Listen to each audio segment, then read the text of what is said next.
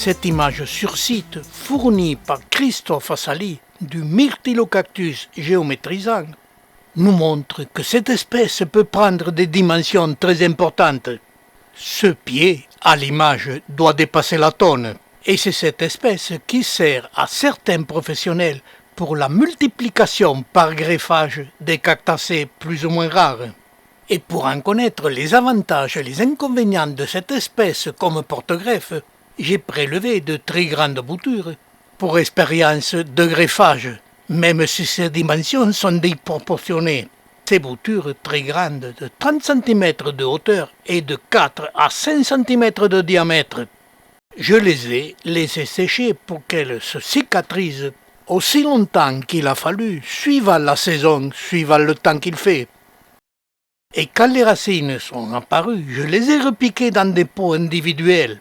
Des pots assez importants, mais quand même pas trop grands, pour que les racines reçoivent beaucoup de chaleur et qu'elles se développent rapidement. Quand les boutures se sont regonflées, que les porte-greffes ont bien démarré, j'ai posé dessus des greffons de plusieurs espèces et je les ai maintenus pendant 15 jours avec un élastique.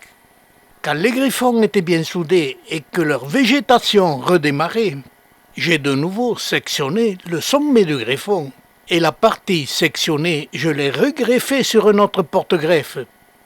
Puis j'ai arrosé copieusement les 3 énormes porte-greffes avec leurs greffons à leur sommet pour les obliger à se développer et les porte-greffes si bien nourris éclater. Et cela n'a aucun inconvénient sur les porte-greffes car ils cicatrisent facilement. Mais ces surplus de nourriture provoquent des rejets à chaque aréole et il faut les sectionner. Et tout cet excès de nourriture est parti dans les greffons. Et ils ont immédiatement à chaque aréole émis des rejets. Ils sont prélevés pour être regreffés sur des porte-greffes mieux adaptés. Et c'est ainsi que certains professionnels multiplient les plantes difficiles de culture ou rares en quantité suffisante. Et cela peut durer à l'infini car le dernier rejet, il le conserve, il le laisse se développer. Et quand ce rejet est suffisamment développé, il resectionne le sommet de celui-ci et recommence l'opération de prélèvement de rejet. Je viens de vous montrer la multiplication par greffage de plantes de cultures difficiles ou très rares. Même si cette opération n'est pas la mieux adaptée à la culture des cactées rares. Je termine cette opération de multiplication des cactacées par greffage et je vous montre une réaction du porte-greffe inattendue. Celle-ci n'a jamais été signalée.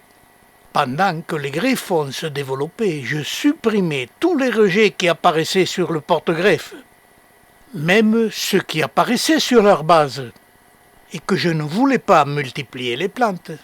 Après avoir prélevé tous les rejets sur le greffon, je continue l'opération pour voir ce qui allait se passer car il n'y avait plus d'aréole sur le greffon. Et comme le greffon et le porte-greffe n'avaient plus d'aréole sur les parties aériennes, il restait encore quelques aréoles sur le porte-greffe mais sous terre. Je déterrais une plante, j'arrachais le rejet, je le repiquais et il redevenait normal. Et ensuite, l'un des porte-greffes se mettait à proliférer avec des rejets normaux. Mais la surprise venait des 3 autres porte-greffes. Dans le domaine commercial, produire des petits cactés qui ne dépassent pas les 15 à 20 cm de hauteur et qui sont en forme de candélabre, c'est très commercial et très recherché. Et les 2 autres souches de porte-greffe n'arrêtent pas de me produire des rejets qui ont tous cette forme très recherchée de candélabre. Cette situation s'explique car la plante a énormément de nourriture et elle produit tout de suite des rejets. Et la 3e souche n'a pas produit les rejets avec cette forme, pour la bonne raison qu'elle a produit 3 rejets d'un coup qui lui ont pris toute la nourriture. Ces cactés publicitaires en forme d'emblème sont très recherchés. Et nous savons maintenant comment les produire.